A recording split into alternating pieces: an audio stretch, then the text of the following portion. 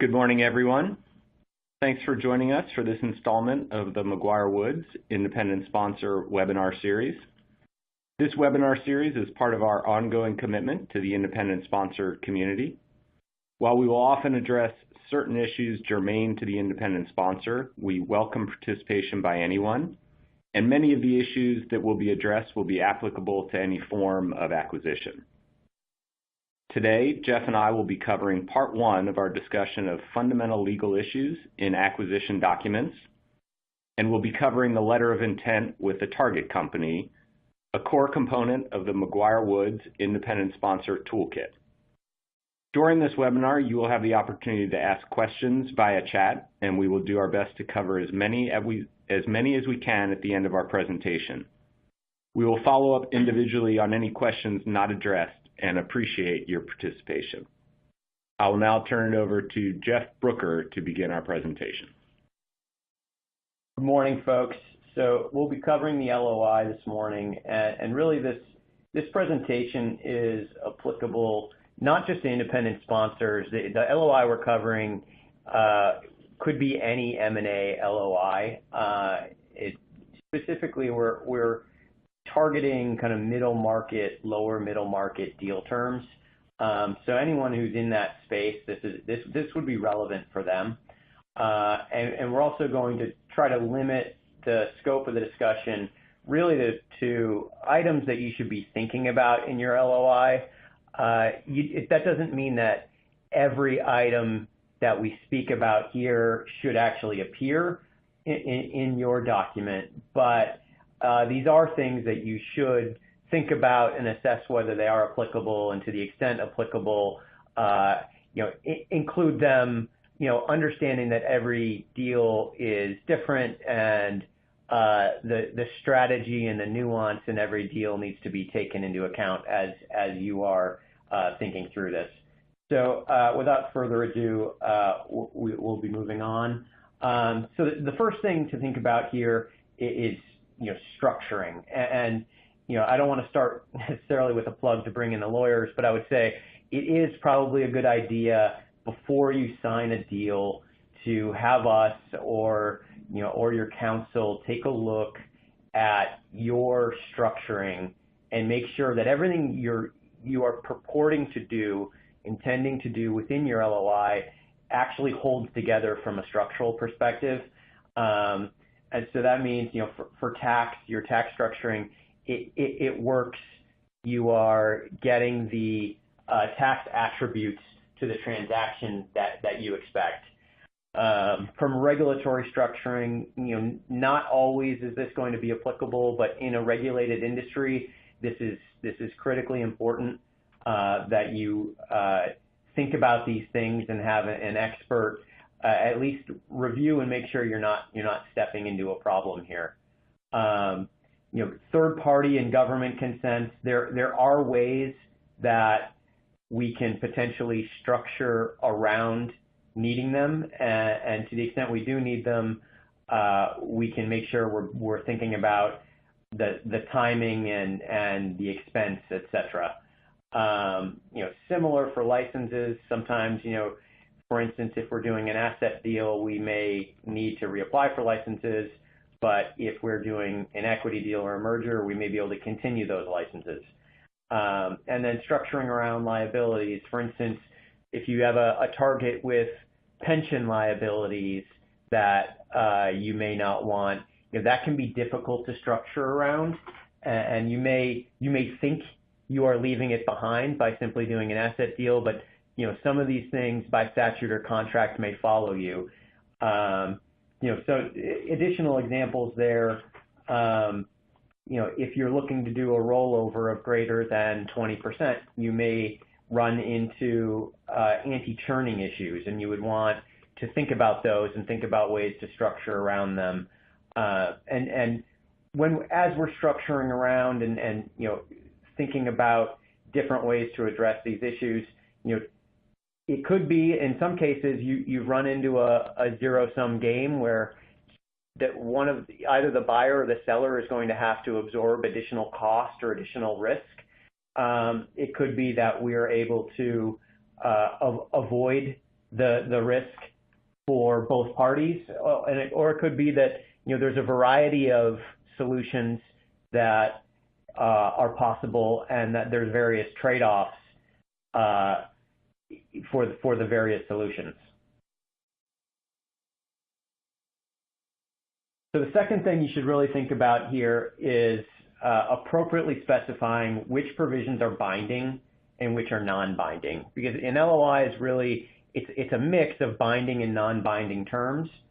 And so your non-binding terms really are the guts of the LOI. The economic terms, purchase price, earnouts, escrows, etc.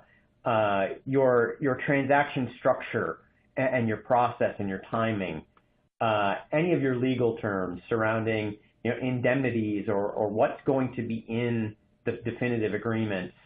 Those are all non-binding. And one question we frequently are asked is, can I make those legal terms in the LOI binding? I'd like to pin down my seller and not allow him to retrade later. And the answer really, unfortunately, is no.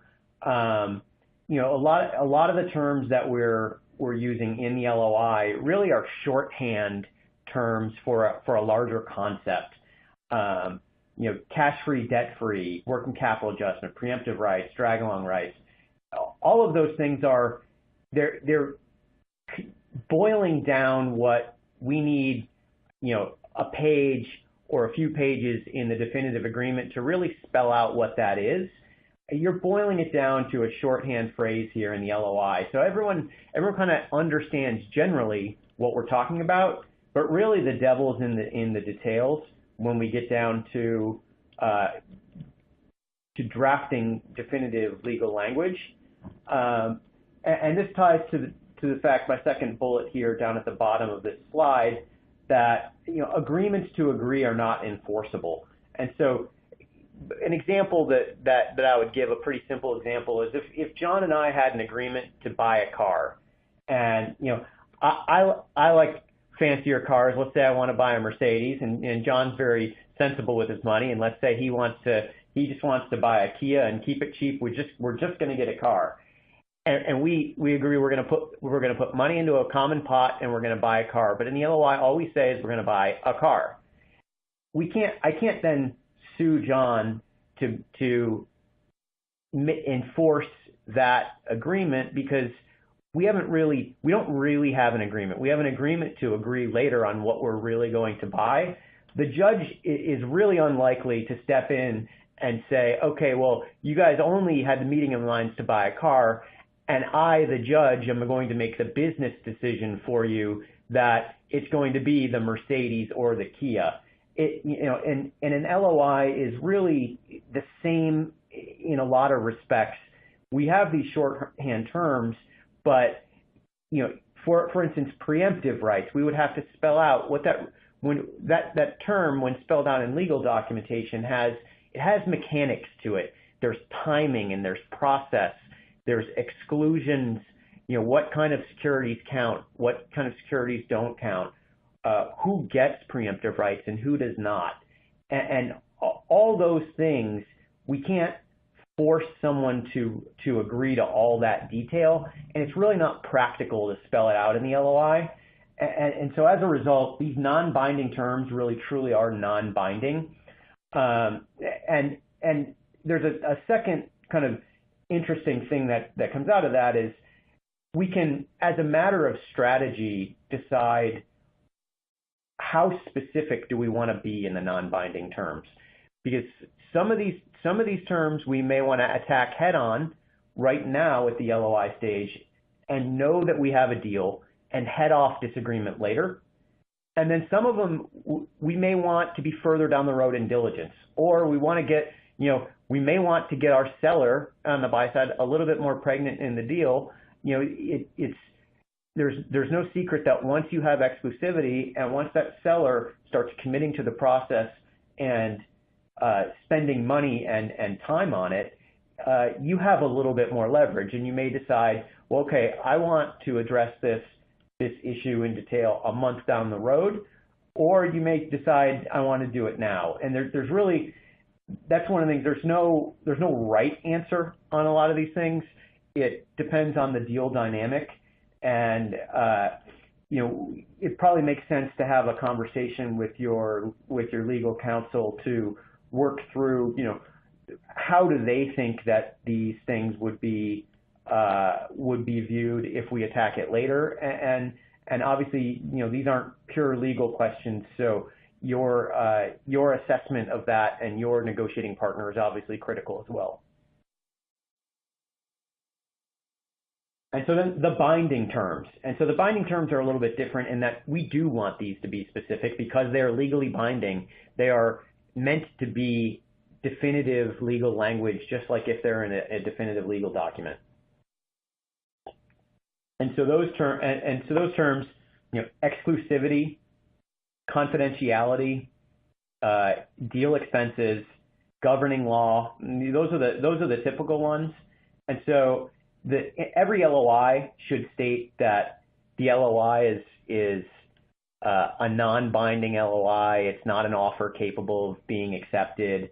But then with that sentence, you need to make sure that you carve out that your binding terms are a carve out to that, and they are intended to be binding and to establish legal obligations. What you wouldn't want is your non-binding language to, for instance, swallow up your exclusivity, and then you go to try to enforce that, and it looks like you've got conflicting provisions in your LOI, or maybe it says outright somewhere that it's non-binding. Another thing we need to think about here when we're thinking about the binding language is we need to think about who are we trying to bind, and this is a really common mistake that we see in LOIs all the time. We'll see we're purporting to bind the owner, and we have the company sign, or vice versa. You need to think about, well, who are you really trying to bind? Who would I expect to be able to sue if this agreement were not, if the seller did not carry out on his obligations under the LOI? And I think most often that is going to be both the founder and the company, but you really need to think about it. There can be more parties. It can be a group of founders. There can be a group of controlling stockholders, and you need to make sure that if someone has obligations, that you are getting them to sign, because otherwise you're going to be very hard pressed to enforce any type of obligations against a party that does not sign the LOI.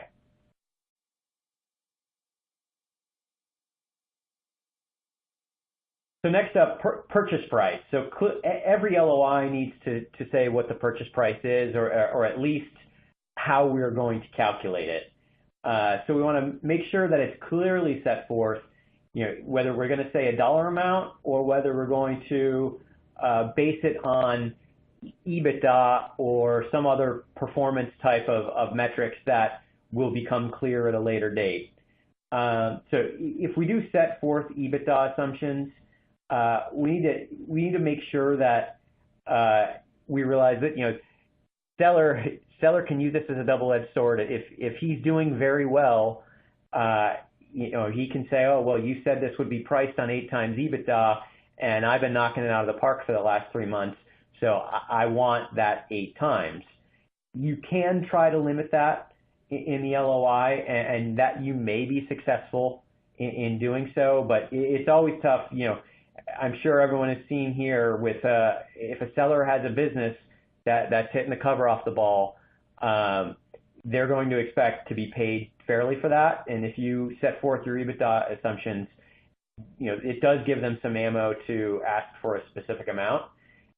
That being said, it does also give you some protection if the EBITDA goes down, and it sets forth kind of an understanding of how we're pricing the deal.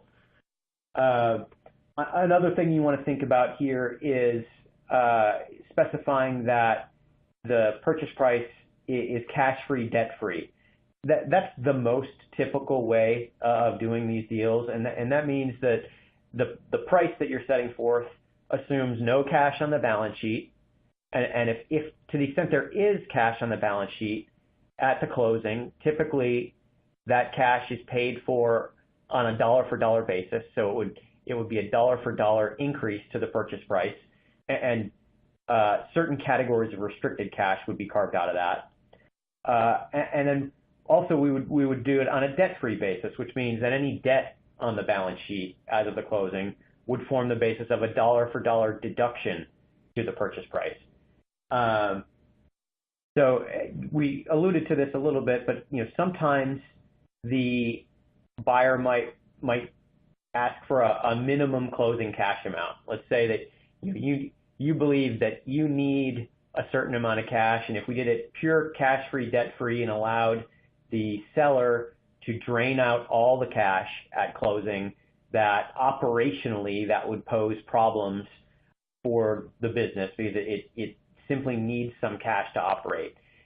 That is possible, and we can specify it here. When you do that, one thing you need to think about is how does that interact with your working capital adjustment and your working capital peg? Is that minimum cash going to contribute toward the peg, or is it going to be in addition to the peg? These are real economics, and it makes sense that at this stage you think about it and try to pin that down to the extent that it makes sense for your deal, because those things can form the basis for disagreement later. Restricted cash categories typically excluded, and it's probably a good idea to specify that in your LOI. You can get into certain scenarios where your seller may not understand that things like security deposits for real estate leases are really working capital and not cash, and that he shouldn't expect to get paid on a dollar-for-dollar basis for those things at the closing. Another thing to consider is debt-like items. So typically for most debt, for borrowed money, capital leases, etc., what we'll do is we will deduct those from the purchase price on a dollar-for-dollar basis, and the buyer will actually wire those amounts at the closing, so the buyer has certainty that that debt is repaid. Debt-like items are a little bit different in that we typically expect that those will continue on the balance sheet after the closing, but if they are in the nature of debt and they should form the basis of a deduction to the purchase price, we may want to call those out in the LOI so that that intent is clear and the expectations are clear between the parties. So another thing that you're going to want to talk about here in your LOI is that your purchase price assumes a normalized level of working capital. And when you say that, I don't typically see the LOI get into a terrible amount of detail on what the target net working capital is or the methodology that will be used. The most I would typically see is a shorthand of, it will be the average working capital on a trailing 12-month basis, but I wouldn't typically expect to see folks build out a spreadsheet or say what the target is. That is usually the focus of business negotiations following execution of the LOI. And one of the reasons for that is the buyer needs to be far enough along in his financial and accounting diligence to really be able to get into the details of how that's going to be documented, and that, as a result, will end up being one of the more negotiated and highly contested pieces of your M&A negotiation in most deals. And then tax treatment, the different tax treatments can create different impact on the seller and the buyer and result in a different level of post-closing realization on investment or consideration at close. So if the buyer expects the transaction to be structured as an asset purchase for tax purposes, typically you would want to state this in the term sheet. If you don't, if your seller expects equity treatment on the deal and you expect asset treatment on the deal, then you really do have a valuation gap between the two of you. And at some point, that is going to surface. And it's best to resolve that now and know that you're going to be able to get to a meeting of the minds on the value rather than kicking that can down the road. So the next thing we want to cover is seller notes and earnouts. So seller notes and earnouts, potentially are attractive options to solve what the various problems that they can solve. So a seller note, obviously short-term, is a form of short-term financing, and an earnout is really used to bridge a valuation gap. When we are not in exact agreement or we don't know what the true value of the company is, and we want to allow the company to realize results over a period post-closing in order to really more finely assess what the value is. While they can be attractive options, they're really highly negotiated, and there's a lot of subtlety and nuance to both of these, and there's a lot of things we want to think about. So we've bulleted out here kind of the primary things that you want to think about for a seller note and for an earnout. So this first slide 6, we have our seller note. So we want to think about what's the principal of the seller note, what's the interest rate, the term. It's a seller note is almost always unsecured.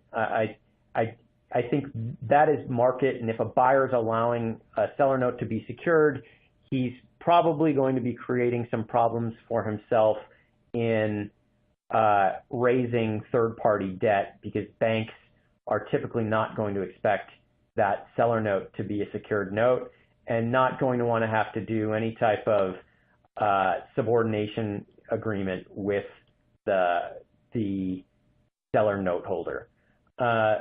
That seller note should be subordinated to the senior debt of the company. It should be non-transferable. What you wouldn't want as a buyer of a company to enter into a seller note with a party that you know and have a relationship with, and then end up having that note transferred to a party that you don't know, and you don't know how they're going to act and react to things that may happen. The seller note should be prepayable without penalty. If the company's doing well, or for whatever reason the company wants to pay it off, you should be able to do that. Not always, but typically that seller note is payable in full upon a change of control. That seller has underwritten that note and that risk for the current buyer in the current situation, and not for what any future buyer may do. And so typically, if there's a change of control in the future, that gets paid off. And then the seller note is often interacts with the indemnity.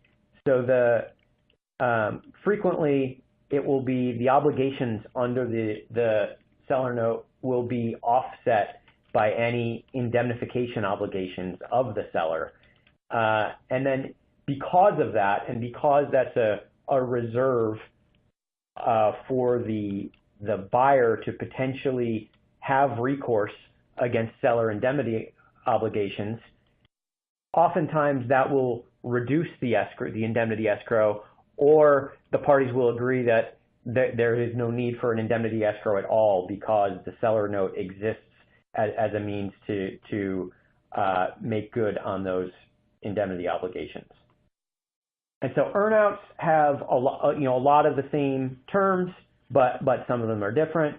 So when you're thinking about an earnout in your LOI, obviously you're thinking about the payment amounts and the triggers and the hurdles. And when you're thinking about both of those, you want to be specific.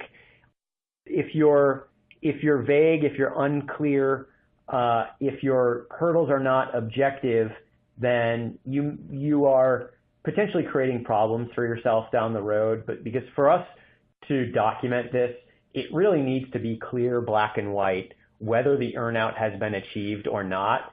And if your triggers are the types of things that are not black and white, then it can create a problem. So again, this should be an unsecured obligation.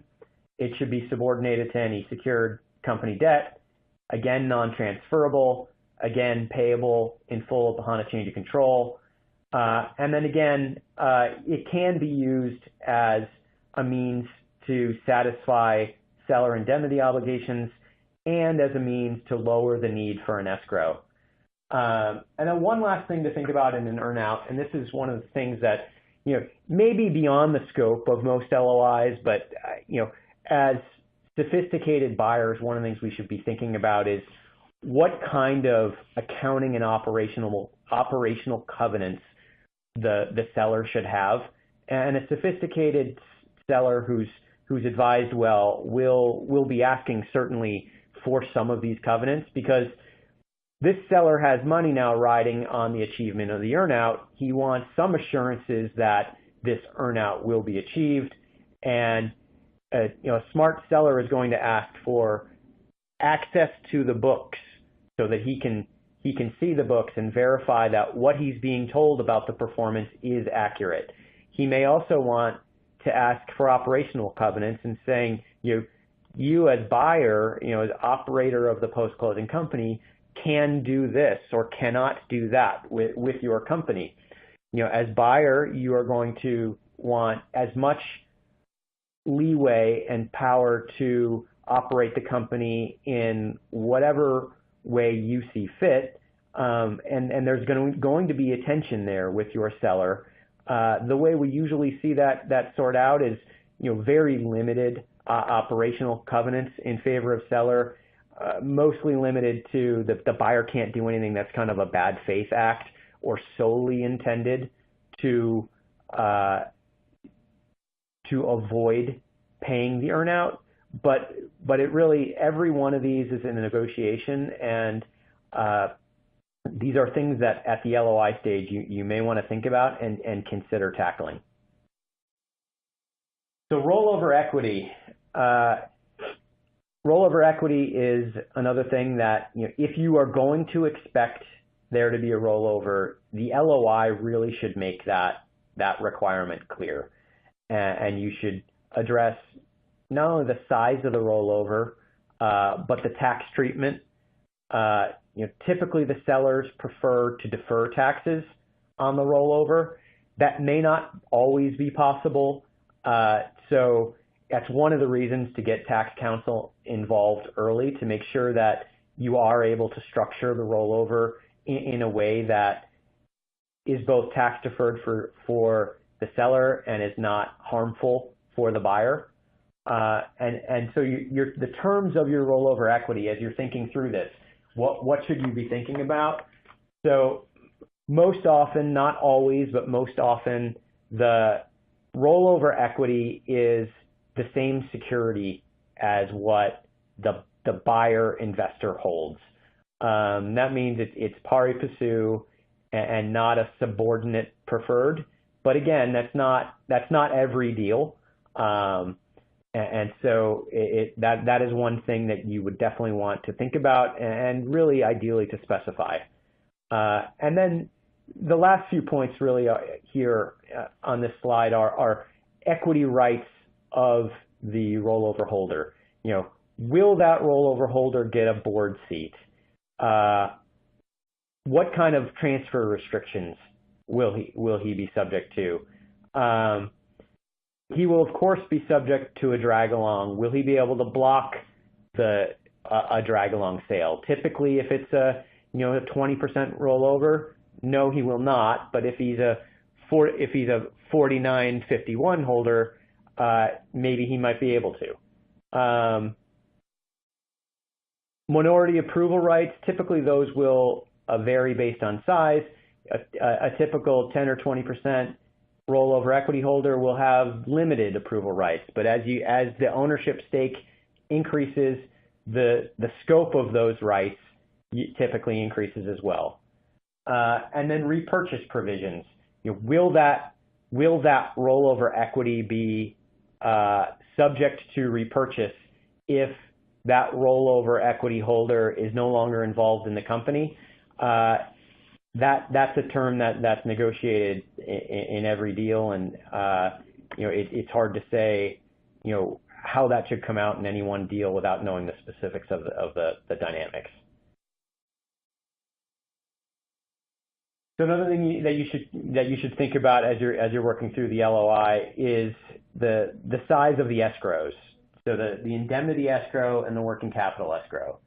So working capital escrow, it backstops the seller obligations if there's a downward adjustment in the purchase price. And that downward adjustment in the purchase price would come from the things we talked about earlier, the cash, the debt-like items, seller expenses. If those things turn out to be greater than what we had estimated at closing, it can form the basis for a downward purchase price adjustment, and we may ask for an escrow so that we know we have a source of money to satisfy those obligations. It's not required in every deal. Where you're more likely to see it is if there's large swings in net working capital, or if collection is less certain or going to be more difficult. Maybe there are 20 different holders of various sizes, and you don't want to, as a buyer, have to try to collect from 20 different folks to get the 100 cents on the dollar for your downward purchase price adjustment. In that case, you may ask for an escrow, so that way there's a source of money, and then the escrow is short term. After the downward purchase price adjustment is determined, then to the extent that there is money left in that escrow, the selling equity holders would be able to get that money back. And so typically, one point to think about in the LOI, I typically would not see the working capital escrow size actually specified. Usually that is something that requires a little bit more financial and accounting diligence than has happened at the LOI stage. And so usually we would just say, an appropriate working capital escrow or something more general like that. And then we would try to determine later what the appropriate size is. And so the indemnity escrow, this exists to backstop the seller's indemnity obligations in the purchase agreement. And so there's really two scenarios here, one with rep and warranty insurance and one without. And so when we don't have rep and warranty insurance, typically in lower middle market deals, we have an escrow of around 10% of the purchase price. And typically the escrow will also be the same amount as the cap on your ordinary representations. And so those amounts, not always, but typically tie together. And then the survival, 12 to 18 months typically, and that survival period also corresponds to the survival period on your ordinary representations and warranties.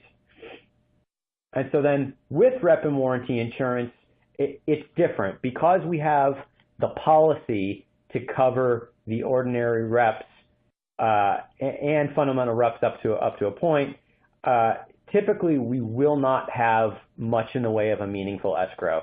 And so the most common construct is to have an indemnity escrow of 1/2 of the rep and warranty policy retention. And that retention is going to be a pretty small amount, usually about 1 to 2 to, in smaller deals, maybe even 3% of the purchase price. And so, that 0.5% is going to represent maybe about 0.5% then of your enterprise value as an escrow versus 10% without rep and warranty insurance. So rep and warranty insurance can be a way to get more closing cash to your seller. Typically, the survival on these is 12 months because these policies tend to have a step down in the retention after 12 months, and typically will tie to that. And then increasingly for larger deals, very competitive deals, for auction deals, we're seeing this escrow, this small, what we often call a sliver escrow. We'll see the buyer agree to forego that escrow as a means of making his bid more competitive for those deals. And that had started out at kind of true middle market and larger deals, and that term is creeping. We're seeing it creep down lower and lower and lower into the middle market. So scope of indemnity provisions. So we said before that, recall that these provisions are non-binding provisions. And so the level of specificity here is a bit a matter of taste, a bit of a judgment call on trying to avoid disputes later, and then also, a bit of strategy. You can decide, which of these points do you want to head off right now at the LOI stage, and which do you maybe want to understand the diligence better, or just simply be further down the road before you attack that negotiation. And so things to think about here when you're working through the scope of your indemnity. What is the survival on the reps? What is the cap going to be? What are the baskets going to be? Is there going to be a mini basket, and how much? What are the fundamental reps going to be? And then, very importantly, are we going to use rep and warranty insurance, and who's going to pay for it? And whether we use rep and warranty insurance, as we noted in the last slide, really does affect not just the escrow terms that we talked about before, but a lot of the other indemnity provisions are impacted by that as well. So we really need to choose one road or the other at the LOI stage here.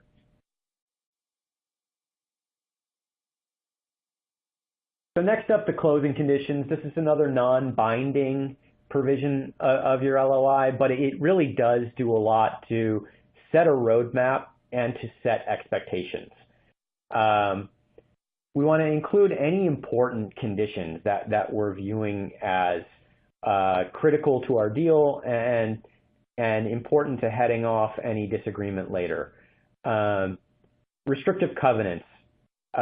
Typically in lower middle market deals, we expect to see a 5-year sale-based non-compete. For employment agreements, if we're going to expect employment agreements from certain individuals as a condition to close, we typically want to say that up front. And I don't often see folks get into a ton of detail about what is going to be in that employment agreement, but some sellers do insist on it, and we can get into some level of detail about what the terms of that employment agreement will be. One thing that, as a buyer, you are going to want to specify, I think, is that you do expect a non-compete, and 2 years for kind of C-level officers and top management is what we're typically seeing. One thing to remember here is employment agreements are governed by state law, and so we are subject to, there's 50 different bodies of state law that we need to think about here. Typically where the employee is located is going to be the state law that you're going to have to be subject to. And so some states are more aggressive than others about enforcing non-competes. For instance, California, Oklahoma, employment-based non-competes are not enforceable in those states. In other states, you may be able to get more than 2 years. It really is a case-by-case basis, and we would need to be, in order to give you good advice on this, we need to understand the facts and circumstances involved with that employee and the state law, and we would tailor it. But if you're going to step back and say, okay, at a 30,000 foot level, what's the kind of the general expectation in lower middle market private equity and middle market private equity? I would say a 2-year employment-based non-compete, unless state law says otherwise. Replacement of any affiliate agreements. It's pretty common with a founder-owned business for that founder to also own the real estate and to lease it to that target company. Often in these deals, the real estate will not be included in the deal, and so we will need to enter into a new lease with that founder. I will warn you, very, very rarely are those existing leases truly third-party arm's length terms. And so almost always when it's an affiliate lease, we'll need to amend that lease and replace it at the closing. Any other affiliate agreements likely are going to be in the same situation where we'll need to review and assess whether they need to be replaced, and there's a strong chance if it's an affiliate agreement that it will need to be replaced. Transition services agreements, in some cases, if you're carving out a piece of a larger business, or maybe your sellers are not continuing, but you do need their services for a period of time, there are various reasons you may need a transition services agreement. Third-party and government consents, you may want to set the expectation up front of which ones you expect, especially if there's been some debate about that. Whether there's been, and then these other two are really setting forth expectations rather than having any meaningful effect here in the LOI. No material adverse change, absence of any litigation. We can set forth those kinds of things so that it's clear, and then if those things do exist, it gives us a little bit of leverage as well to argue for a purchase price adjustment or for some other terms to address those issues. So confidentiality, another thing that you want to address in your LOI. This one should be a binding term. We want to ensure that your NDA sufficiently covers your LOI. If it doesn't, then in the LOI itself, you want to make sure that you're including those provisions. A lot of times that initial NDA will be a one-way NDA where the company will be preventing you as the buyer from disclosing information, but the company will not have any confidentiality obligations itself. If that is the case, then you need to make sure in your LOI that you're locking up the company from disclosing what you're doing here in the LOI. Exclusivity, another binding provision. You want to make sure it's sufficiently broad. You're going to block any deal activities. You want to make sure also it picks up not just the company, but its agents as well. So if there's a founder or there's controlling stockholders, you want to make sure, typically I like to get those folks signed up to the LOI and bound by this provision. And it should be the company can't do these things either directly or through its agents. So no negotiations or discussions with other parties. And you as buyer should receive prompt notice of any proposals or inquiries that might come in from another party. And so the length, typically, it needs to be long enough for you to get your deal done. You don't really want to have to know that you're going to have an LOI exclusivity discussion from the outset. And so typically I see that from 45 to 90 days. It's often good to allow for an automatic extension.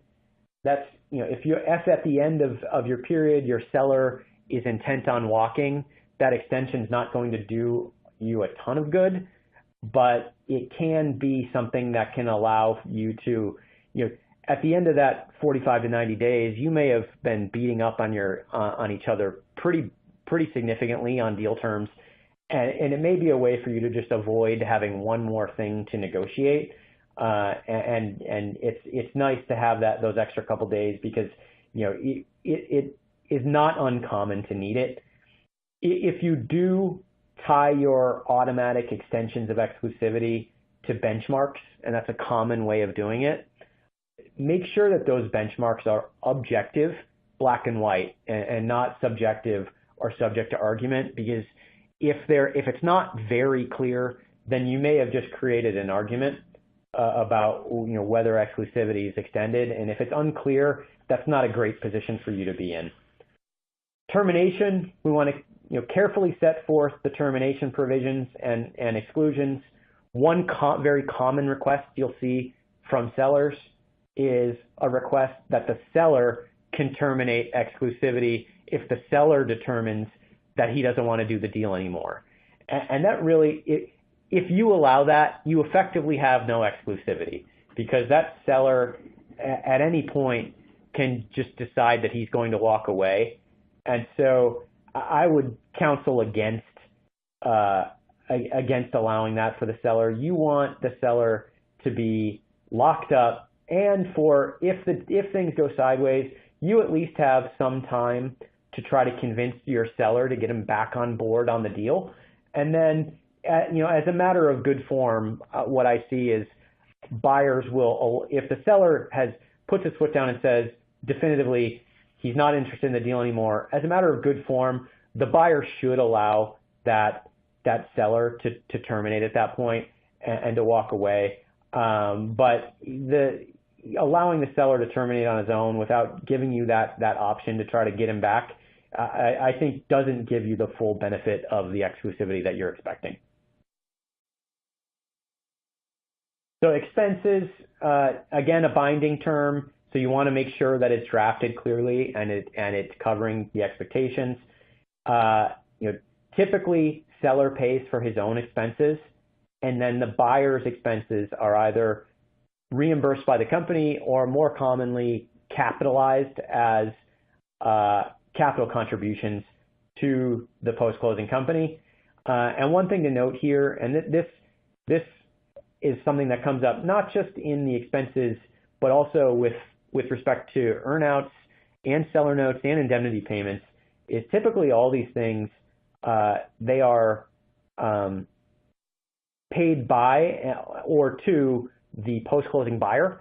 And so if there is a rollover seller, he is getting the benefit or burden of these amounts to the extent of his rollover. And so a seller, you'll sometimes see them say, well, I'm paying all my expenses and then also 20% of yours. And that conceptually, that's actually right, though, because he's also 20% of the company. He's financing. It's just as if you brought in an unrelated 20% partner. You would expect that unrelated 20% partner to be on the hook for 20% of the deal expenses as well. So miscellaneous provisions. So some required provisions, make sure you hit governing law. We have binding provisions, so we want to know what law we're using. The binding and non-binding language, we want to make sure that we cover that and that's also going to be legally binding language. And then the deadline to accept, want to make sure we hit that. Optional provisions, access to information, conduct of business.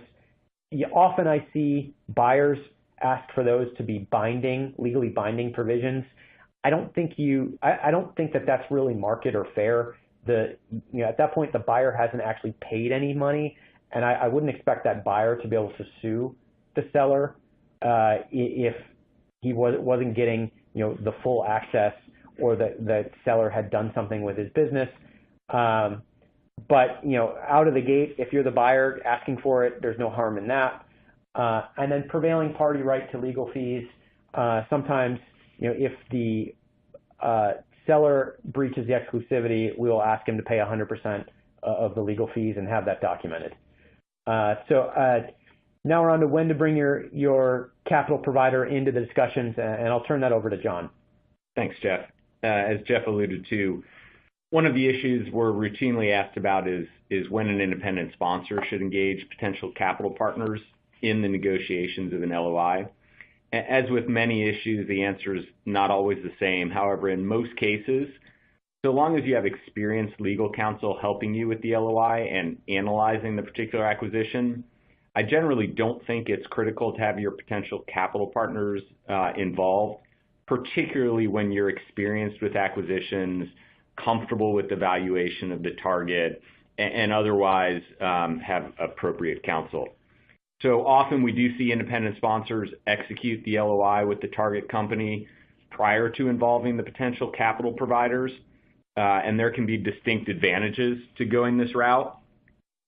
This approach provides the independent sponsor more control over deal terms, importantly allows the independent sponsor relationship with the seller not to be diluted or impacted by others, and generally leads to more streamlined negotiations with fewer cooks in the kitchen. As an independent sponsor, at the same time, you obviously prefer not to find yourself in a situation where your selected capital partner requires renegotiation of the LOI. But again, as long as you have appropriate counsel and feel comfortable addressing the salient business points, I generally don't see the need to engage with your potential capital partners on the LOI prior to execution. Of course, there are always nuances within that that could change your approach. If you're wed to a particular capital partner, it may ultimately be prudent to include them in the negotiations. In some cases, in an auction process, an investment banker may require the independent sponsor to include support letters in their submission. So always a variety of factors go into that determination. As many of the people on the webinar know, Jeff, others at McGuireWoods can help identify, analyze, and introduce potential capital partners at any stage of the process to help independent sponsors get their deals financed. So don't hesitate to reach out in that regard as well. We have a few minutes left. I want to be cognizant of everyone's time here. I'm going to hit on a few of the questions, and we'll follow up on the rest. Jeff, maybe touch on, we talk about rollover equity, and that's obviously a critical component in a lot of the deals we see. Maybe touch on what you see as quote market, if you will, in size of the rollover, and then how's that calculated based on kind of proceeds to the seller, enterprise value. Maybe touch on both of those. Sure. So market on a rollover, I don't know that there's so much. It's pretty dependent on the situation and the amount of proceeds going to the seller and kind of that seller's goals. 20% is a number I see a lot, and one of the reasons is that's the maximum amount that a company can, if it's the maximum amount you can roll for a company that is older and without getting into anti-churning issues. And so that number is one I see a lot, but we can, anywhere between 10 and 30, I think are numbers that we see quite a bit. And that's mostly, I see that as percentage of the post-closing cap table. When I'm thinking about percentages, when I'm saying 20%, it'd be 20% of the post-closing cap table, or 10 to 30. That, again, percentage of the post-closing cap table, and that obviously translates to different amounts of reinvestment. So I don't know that I have more to add. Yeah, no, that's great. One question we have here was talking about kind of this scenario where the capital provider can require LOI revisions, and what are some of the areas that we see most routinely not address that concern capital providers? I think in my mind, probably the forefront, so often, as Jeff touched on, the structuring conversation. What does that look like? What's appropriate for this business? And to Jeff's points earlier, what are hurdles to those structures? So often we see LOIs that just talk about acquiring the business and really don't talk about what are the structuring expectations. And so I think that's one area. I would say a lot of capital partners like to see general outlines of the indemnification package. There are some who, for negotiation reasons, prefer not to. But in many cases, capital partners want to see that defined want to see what the escrow is, caps, et cetera. And so I think it's just important that the areas that we've touched on are really set out in the LOI, but the two biggest in my mind would be structuring and the indemnity package. Jeff, I don't know if you have anything else to add there. No. I did see a question on governing law and what we can choose, and we can choose, we can choose one that is implicated by the parties, the location of the parties. We can also choose Delaware or New York if we want.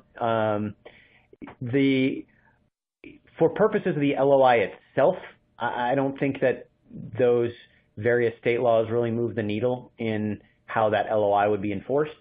But one thing to think about is a lot of times that choice of law in the LOI will inform the choice of law in the definitive documents. And I would have a preference for Delaware, I think, over New York or another state law for if I'm a buyer of a company. I think Delaware is stronger on sandbagging and fraud for buyers than New York and then a lot of other states. And it also has the benefit of being probably the most well-defined body of corporate law. So you're more likely to get a clear answer and a pretty good set of judges at the Chancery Court. One other question we have here is setting aside economic terms and focusing more on the structural, softer terms. What are the most heavily negotiated and negotiable terms of an LOI? Where do we see discussions around what's market? I think a couple areas that I would point out, just getting back to the indemnity, thinking about escrow, survival, caps, baskets. In the event that you touch on that within the LOI, which most of the ones we work on do, that's probably the most heavily negotiated area, which obviously flows through into the definitive docs.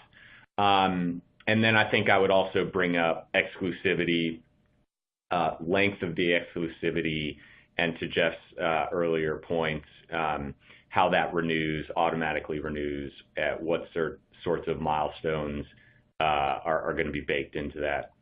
One last question here. Someone brought up just thinking about capital partners.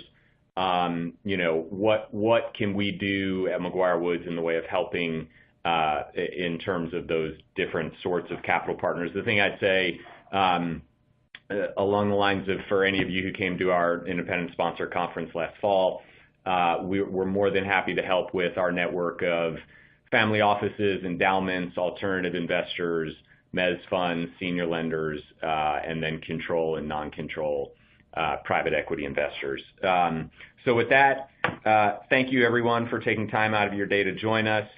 We welcome the opportunity to be helpful in whatever way we can. We look forward to having you join us for our next webinar. Please don't hesitate to reach out with any questions. And for those questions that went unanswered, we will be following up by email. Thanks, everyone. Great. Thank you, everyone.